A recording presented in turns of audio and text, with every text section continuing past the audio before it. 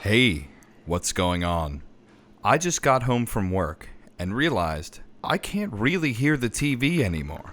I'm not sure if it's the lack of putting those white sticks with cotton on the end of them in my ears to extract the gooey goodness, or if I'm just getting old. But every time I buy a new TV, they seem to be getting quieter and quieter, which leads me to believe my methods of hearing are actually getting worse, possibly making me hungry.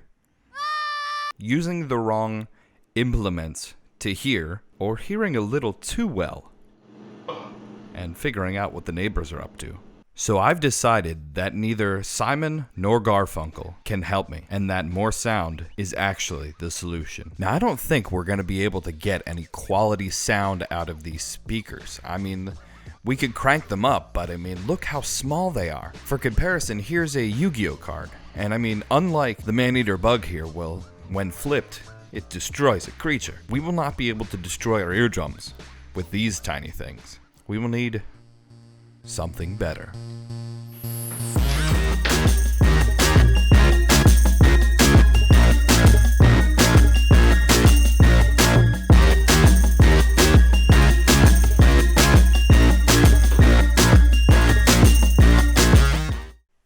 So this is what I've come up with. Oh wait, hold on. Let me take all this garbage tape off. Much better. So after a little bit of Googling around, I realized I'm still poor. So I decided to make this little homogenation. As for the brains of this operation, I'm going to be using the Dayton Audio cab board. This is a 2-channel by 50 watt Class D audio amplifier board. And this one has the ability for aux and for a volume knob, which really is the only few things we need, because all we need to plug into it is the TV. It also has Bluetooth in case we want to turn it into, Party Central.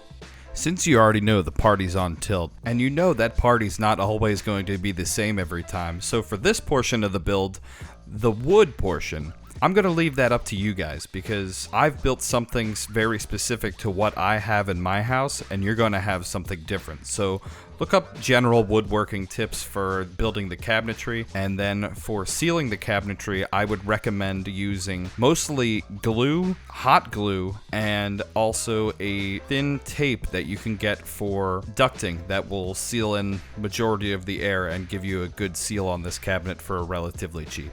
I'll tell you about that a little later. Let's get this thing opened up so that you can see what all that gooey inside stuff looks like. It's good stuff. There are lots of screws. Ooh, much better. So what we decided to go for here was center the brains of the operation in the middle and then break it off into 2 separate sections that have crossover boards to feed the main driver, the tweeter, and then I put in between both of them a baffled to kind of act as a passive radiator instead of a tube, because I didn't want this enclosure to have a tube. So that's what I went with, and I think it sounds pretty good. I went for the crossovers. I went with Dayton Audio crossovers that are pre-assembled from Parts Express, and I think they work great, and all the soldering is really well done. And all I had to do was hook these crossover boards up to the main cab board and run them through the tweeter and the woofer, and it's all labeled on there, so it's kind of plug and play. You don't really have to do anything, any sort of super fancy wiring. It's just a module to split the sound, the highs and lows. I do have to say though, I was skeptical about the passive radiators, and that actually worked great. With the amount of, I didn't do any calculations or anything, I just made it to the size that I wanted the speaker, and it turned out great. So I mean, you can adjust the weight on the back of it to make it sound differently, and I think I got the most response out of it with the more weight. Either way, I think it sounds great, and this is how it went. And I mounted all the I/O on the back. I mounted the on-off switch and the volume knob in the front, along with the Bluetooth receiver to the front panel, so that it was kind of like another metal thing to interact with, so maybe it'll get better reception than just inside the wood. Other than that, I mean, that's really all that makes up this little enclosure. There's not much to it. Screw it all back together, put it under your TV, and enjoy. And also, remember to subscribe. That's all I have for you guys today. Be out.